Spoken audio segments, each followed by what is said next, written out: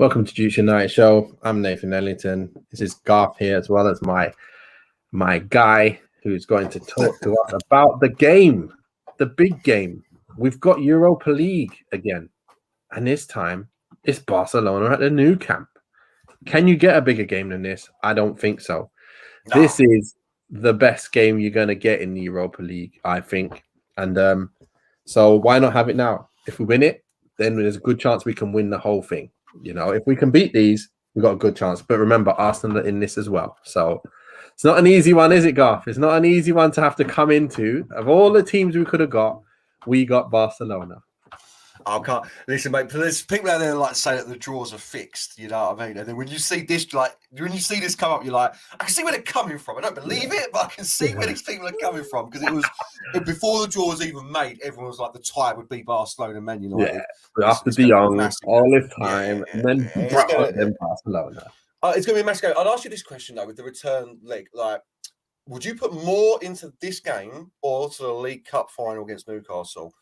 Because obviously the trophy at the end of the Europa League is bigger than the League Cup, but a trophy nonetheless is better than getting. Do you see what I'm saying? Like, would you start thinking about it? No, I'm thinking about every game that coming up anyway. So I'm playing my best team every game because I'm not worried about injuries. Injuries will happen no matter when you play. So I'm not going to worry about injuries. What I won't do is obviously, if you know a game's running away from you, then you make the right decisions. Like, listen, there's no point keeping him on. He's tiring out. He could pick up an injury. We're down, whatever. Let's do this. But at the end of the day, every game we're going to go into to win it, we're going to play our best team that day. And then you've got enough days to come to the final anyway. So when is the final now? Then you're talking about after that game? Well, it's 26th, the final, isn't it? So I'm guessing, do you know what? We've got the return we'll have a look. Before it, haven't we? We'll have a look. We'll have a look on here anyway. Man. Yeah, so excited, man. Excited, Nate. This, like you say, I know we played them a couple of years ago, but it weren't the same. This is the biggest game that Man United have had in a long time, I think. Like, a long time. Barcelona, Man United, two, you don't get many. Like, is there bigger teams in world football? Real Madrid, maybe. You know what I mean? Like, but like, it's it. It's the two biggest teams in Europe going toe-to-toe. It's going to be a massive game. I can't wait for it, Nate. I really can't, mate. It's going to be so tough, though, man. I don't know. Oh, yeah. You know what? It's a squeaky bum time one for us. It really is because this is a big, Barcelona are back to pretty much what they're supposed to be doing. They're top of the league, mate. So, you can't expect them to just come and it's going to be some easy ride just because they're in Europa. They got knocked out of Europa because they were getting back on their feet, pretty much like us. But they were just in the Champions League trying to get back on their feet. So now, though, we're looking at it, we're going, right, okay. Let's take them on at their best. Speaking of them at their best, let's have a look and let's see what their recent form is, because that's something that we need to look at and see how they're doing, what they're up to, and let's see what we get here. So let's have a look at their recent game. So if you look at it there, they've played Villarreal and they've won away from home 1-0. Let's take a look a bit more deeper into that. Let's see how they really did in the game. So they had less of the ball. They did have less of the ball. They had much less shots. But it looks like they might have run away with stealing. They had better chances on target, though. They even had less passes. So they're not the same Barcelona that we're used to seeing, having over, like, in and around the 90% passing accuracy and loads more passes than the opposition. The opposition's had more of the ball and more passes and better passing accuracy, funnily enough, and more shots. Let's take a look at their lineup. You've got is that Pepe Reina in goal for Villarreal? Was that yes, it is. Go on, son. He must be 52. Go on. Wow. Wowzers. But look what they're playing. They're playing Balde, Christensen, Araujo, and Koundé. You can get out that back four, mate. You can get out that back four.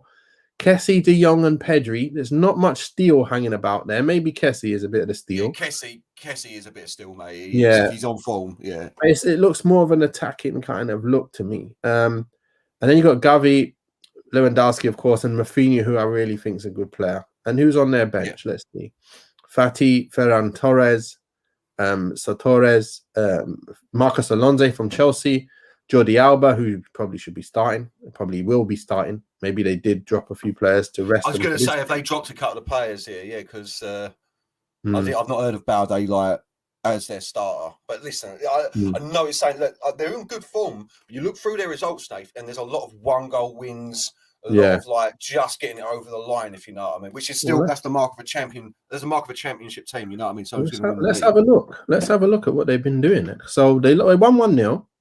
They won 3-0 against Sevilla. They beat Betis 2-1 with a man off. So they had a man off Betis. So that was a bit lucky. They just beat Girona 1-0. They just beat Sociedad 1-0. They beat Getafe 1-0. And they've won 5-0. So they've gone, yeah, you're right. Quite a few 1-0s hanging about. And then the odd win with a red card. And then the only real emphatic victory was against Sevilla that I can see, the game before last. So they have been doing not too bad. Let's take a look at their top scorers. Lewandowski's running away with it on 19 with 5 assists there in 23 games, Garth. We have to take a bite. We have to look at this guy. We have to make sure we keep him quiet of all. Dembele, unbelievable. How big is Mrs. Martinez now when you think about it for this game?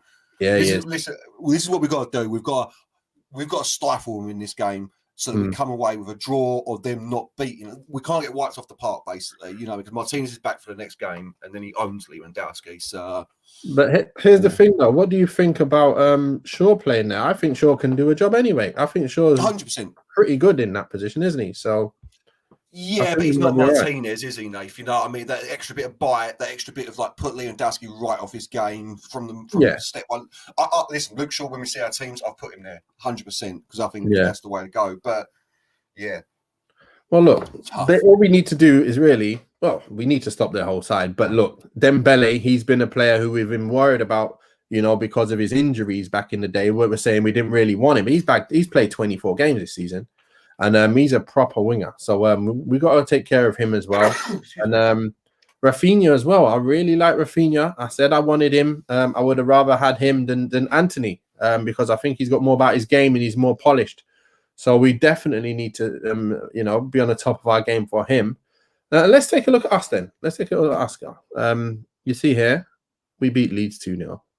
And the game was pretty much atrocious. We do know that. Sorry, I was just checking. Dembele's out. He's out for the game, Dembele. Oh, good. Yeah. Can wipe that bead of sweat off the forehead, Nate. He's out for the game, mate. So. Hey, look at this surprising stat. We had 60. Oh yeah, we stood on the ball at the back with the ball at the back for 67% of possession. We definitely looked like the worst team in that game, for the most part, until Martinez came on. Look at that, 11 shots. We had this similar to them. If we looked at it on stats, you'd actually thought we was a good team. We played really well, and we didn't. We were lucky, and very lucky. Well, at least we've got a last win now, so that's good. Yeah. And let's take a look at our top scorers. Mr. Rashford, he's doing better than Lewandowski on 21 goals from 34 games played. That's a great. That's 0.74 goals per game. That's very, very good. A goal every 2 games used to be the best, the stat. And a goal every game is obviously the elite stat. And he's at 0.74. That's very, very good. Very, very good. Anything under 1 is ridiculous. Yeah. A goal every game. Everything at 1 is it once it gets to 1, it's a goal every game. That's one for 1, mate. Yeah, if you get a goal if you get that to 1 goals per night. But listen, he's almost there, you know what I mean? He's getting it's a goal every game. That stats a goal every game and a third, isn't it? You know what I mean? It's a goal every. I think that's done the wrong way around, isn't it? Goals per night. Oh, 0.7 goals per. Yeah, I was thinking the way around. Sorry. Maths ain't my strong suit, Nate. So don't start. I was thinking he's scoring a goal every 0.74. The next one long. Yeah, the next one long shows here is a goal every 121 minutes. There it is. Sorry, guys, with the maths. But yeah, we are on fire. In terms of Rashi, Bruno's second with 7 goals, and Martial, funnily enough, is on 6, and he's got the best shot accuracy of the lot, hasn't he? Still, yeah. I told you he's got the best. He always has the best shot accuracy, no matter what he does, and best goal conversion as well, apart from Sancho. Yeah, he really does. He's on fire with that kind of stuff. And this is what I mean. If you get him chances and he stays bloody, forget about it. I'm not saying any more about that guy. Let's leave him out until we see his. If we see his name on the squad, then we can talk about him. But Oh, until no, then, he's out. we can't He's say out, mate. anything. Yeah, he's out. He's out. He's definitely out, Anthony Martial. And listen, all jokes aside, mate, we're missing him because I don't want to harass Wout Weghorst anymore, but we're missing Martial, man. Because like I said in the last one, he gives defenders something else to think about. When you're playing against a static striker like Wout Weghorst, the defenders don't need to worry about it. They can put one man on him, and the other one moves off and marks someone else. You know what I'm saying? So no. Yeah. I think he goes at the end of the season, Martial, but we are missing him big time right now. We need him back for the running. We need him back for the running, man. If we're going to fight on the four fronts, we need him. If he can, you know what? I think there might be a window. If he can play 10 games at the end of the season, then I might be able to have a little glimmer of hope for him. But if he can't do that, he's probably gone. The chances are he's going to be gone. But look, you've gone with your starting lineup. I've put Sabitzer in there, not knowing that he's bloody suspended. So I'm going to put Fred in there because there ain't anyone else. There ain't anyone else fit that can play in there. But Casemiro and Fred, I don't mind that because Casemiro's there to marshal him around and tell him where to go and who to rush and steal the ball from. So as long as you got Casemiro on there, mate, I think that's what makes all the difference for United in terms of keeping the ball. I would have loved to see Sabitzer in there with him because that would have been the first time we see the two of them together. We'll have to wait till after the Leicester game for that. But I think it's gonna be a tough baptism, mate. You know, Nou Camp ain't no joke. It's massive, man. Massive pitch. But the only good thing that I'm seeing is that from the stats, they're not looking like a side that we expect to see, like a team that's just gonna keep hold of the ball and keep it, and they're gonna. It's like they might just rummage up a victory rather than total domination. What do you think? Yeah. No, 100%. Like, I look back, they beat Real Madrid 3-1, obviously. They're in great form. They're in great form if you just look at the stats. Yeah. But I think we can get at them. I really do. It's another one of these games, man. Like, they don't score loads of goals. So I think even if they do win, it's only going to be a 1-0, 2-1 sort of thing. You know, if we're going to lose, I'd love a 2-1. You know what I mean? Take that back to Old Trafford. I reckon that Ten Hag being the man he is, he's got a plan. And if it works, we come out of the Nou Camp with a win. I really do. Like, I'm not confident, but... I think we can do it. I really do. I know, like, everyone else is pretty laughing right now, looking at them top of the league, beating everyone in sight, but they're not the same team. Like, we think of Barcelona, like you say, of the Busquets, Xavi, Iniesta midfield. It ain't that. I know Pedri and Xavi are doing very well for him, but Kessie's up and down. He is up and down his form all over the place, and Frankie de Jong, he's going to be a nightmare for us. That's the one you've got to worry about, I think. Frankie de Jong, mate, in that centre midfield. So it all comes down to... You think he's going to haunt us then, yeah? Yeah, of course he is. It's football, mate. That script's written, isn't it? You know what I mean? That script's written already, mate. So it all comes down to whether... Look, we dug Fred out on the last game, but his defensive work was exceptional. So if he can just absolutely disrupt that midfield, get the ball to Casemiro so Casemiro can control it, take the tempo down a notch, get out. We need to stifle them. That's what I'm trying to say. We need to stifle them all game, try and cut out their service. That's it, innit? Cut out their service to Lewandowski, because if Lewandowski don't get the ball, you've just seen them stats.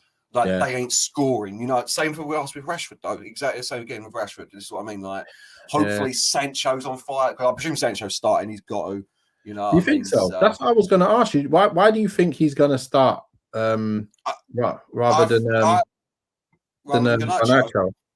I think that Ten Hag has built Sancho up to start in this game and come off 60 minutes, bring Garnacho on, and let Garnacho terrorise him for the next 30. I really do. So, what have you gone with Garnacho then? Have you? No. I'm just having to think about it. To be fair, I'm having to think about what I'm going to do, because now I'm thinking about the players who are not playing. I'm going to have to figure out what my team's going to be. But obviously, you've picked your team. I've got my team, and I know. Remember what I said to you before about the Leeds game? Coming into that game, I didn't expect him to start Sancho, but I think he might have started him with a baptism of fire to get him more used to getting ready for this game. I thought he was going to be on the bench to then bring him into this kind of game, but maybe, just maybe, it's the other way around. I feel like it's the other way around now, because it is for me, Nath. It is for me the other way around, man. 100%. Yeah, do you? It all comes down to you got two options here. Do you trust Sancho's fitness is up to the scratch because and Ten Hag sent him on this regime that's got him fit for this game and throw him in, or do you let Garnacho start and possibly he ends up getting crucified? Do you see what I'm saying? Like, I don't Sancho know. being here, I think he'll do well. I think Garnacho will do Garnacho. well. You know what? I'm going with nice. You know what? Let's see what you say anyway, because I'll bring your side up and you can talk to me through what you decided. This is what I think Ten Hag will go with. If you're asking me personally what I would do, I'd have Rashford in the. I was about to say, I'd have Rashford in the centre, Sancho on the left, and Garnacho on the right.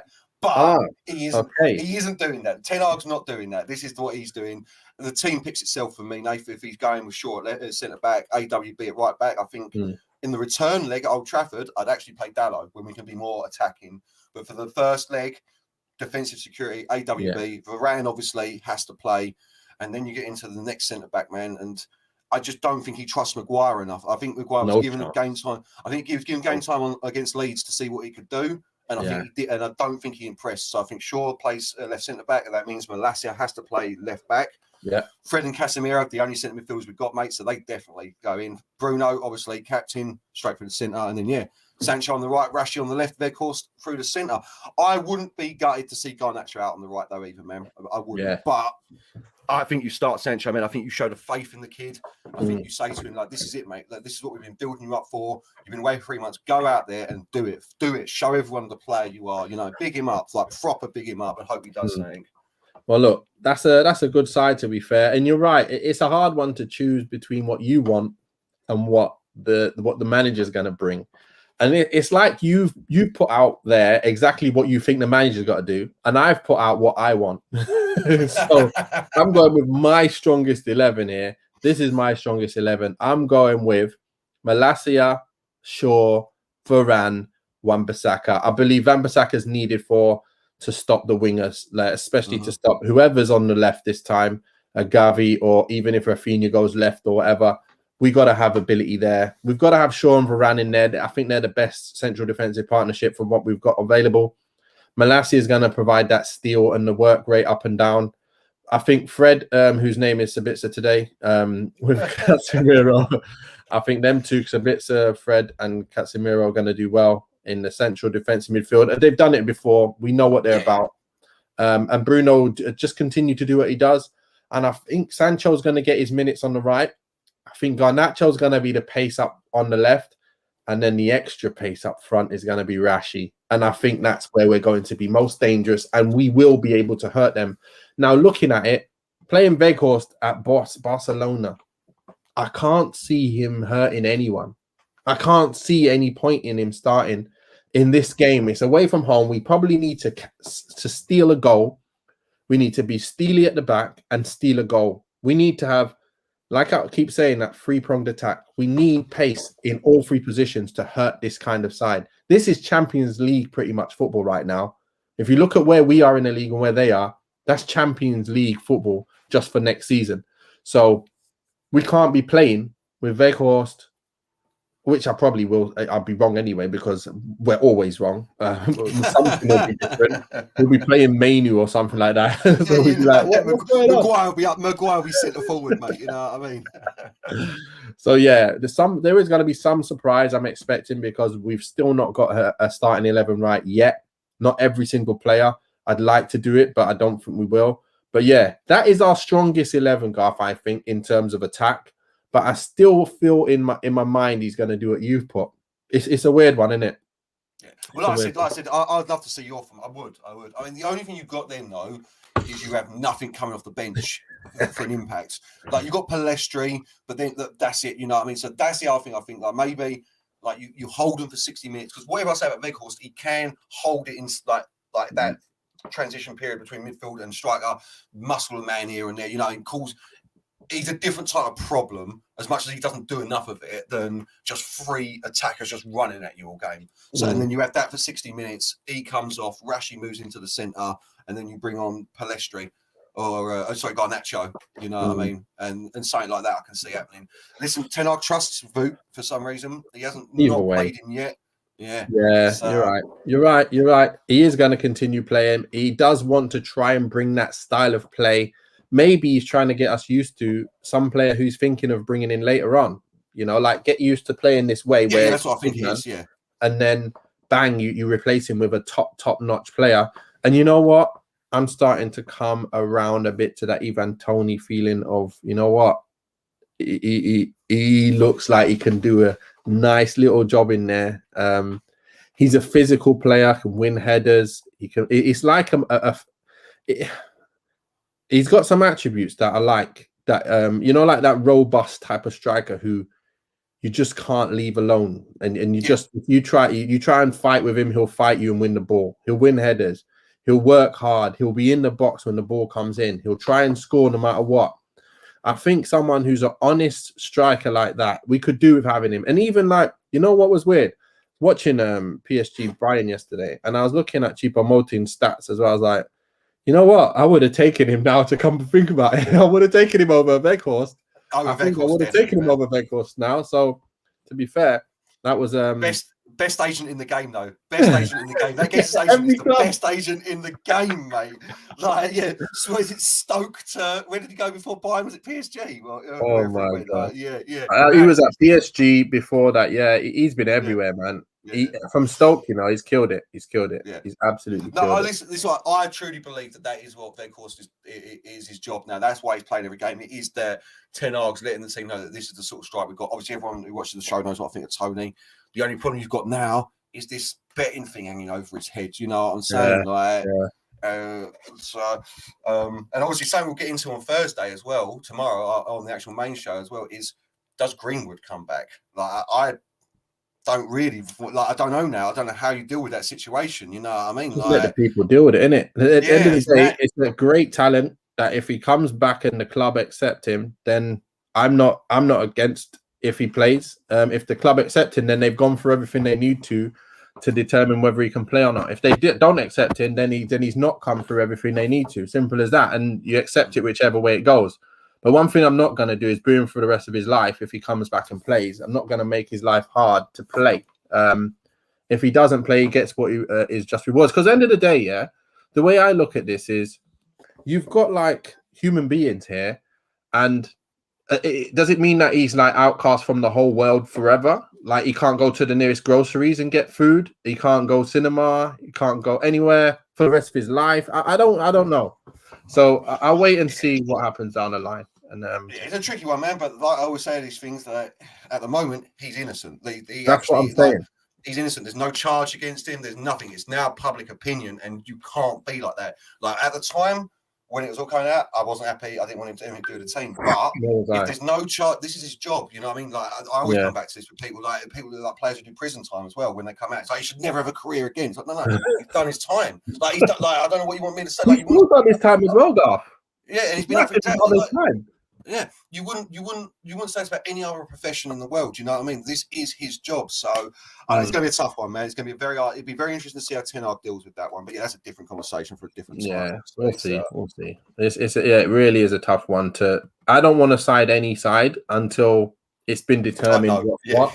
It's not even about siding. It's just how do you move on from here? I don't even care. I don't want to say anything more because end of the day, if they didn't be able to find any reason why to get him, then who am I? I haven't seen all the evidence. I've seen one bit of evidence and that's it. So I can't make my decision based on that one bit of evidence because we know that there's two sides to the story and all that nonsense. But anyway, that's another story, as you said, Garth. And, but if he is purely footballing wise, if we have a striker like that up front with these other players on the wings, good night. Good night, everybody. Sorry, we're going to win the league. And if we get these Qatari owners in and they go and decide to go get someone like Mbappe, good night. That's what I'm saying. Good night. Man, Mbappe with Rashi right now. It's over. It's over. Yeah, people talking to me about Gakpo and Nunes. Get out of here, mate. People talking to me about Saka and Jesus. Get out of here, mate. Imagine Mbappe that. And Rashford, Mbappe, and Anthony, or Rashford, Mbappe, Sancho. Oh my goodness me! Oh, yeah, that's fantasy talk, Dave. That's fantasy talk at the moment. So, of course, it'd be amazing. I want to talk about that nonsense. Not even Mbappe though. If we do get the Qatari owners and you get someone, I know you like Osimhen, like someone like that, just a top level striker, Harry Kane. Yeah. It's going to be devastating. So, it's going to be good. Devastating. It's going to be good. But look, the game's early tomorrow, 5:45 kickoff, just to remind you all. And look, it's going to be a good one. So make sure you're watching. We will be doing the show tomorrow, and we will be doing the match reaction in the show. So yeah, anything that we want to talk about after, make sure you come on, have your opinions, talk. If you want to jump in the show, just say it in the comments. we will give you the link to jump on board with us and have your say for the next 5 minutes or so, and then jump back off and continue watching. So yeah, we love that stuff. We love that stuff. Garth, thanks for joining us. Thanks for joining me once again. And we look forward to seeing you guys tomorrow with hopefully a win. But we haven't even said what we think the score is. What am I doing? Yeah, quickly then I'll go. I'm going to go 2-1 Man United. Positive mental attitude. Rashford and Sancho with the goals, mate. Yep, that's what I'm going with. Positive mental attitude, Nath. All right. It's not bad. You've gone. Garth says Rashford, Sancho, 2-1. Quickest writing that was. I was going to say you knocked that out quick time, mate. You're one of the Guinness World Records for the fastest texter, mate. You know oh my days! You know what? Words in 20 seconds. You know what? I knew what you was gonna say. That's why I had a thought in my mind. You're pretty similar to me, so it was pretty much near what I did. So I'm actually saying 2-2 away from home. I think it's gonna be a 2-2. Rashford M's gonna score, and Casemiro. Rashford the magician, is it? Rashford the magnificent. Rashford the marvelous. You know who Rashford M is? He's a god. He's a king. So yeah, Rashford's gonna bag. Casemiro's gonna score because he said, "Listen, remember me? I've been away for a little while, but I'm back. Here's my goal, and I'll see you guys in a couple of weeks." that's a good shout, actually. Casemiro and Varane, they're gonna have a little bit of animosity. Like, you know, I mean, they're gonna be getting booed on that pitch. You know they are for a start. So yeah. I can't wait, Nathan. I can't wait, honestly, man. I really can't. So yeah. So anyway, that's been done. Peace out, people. See you tomorrow.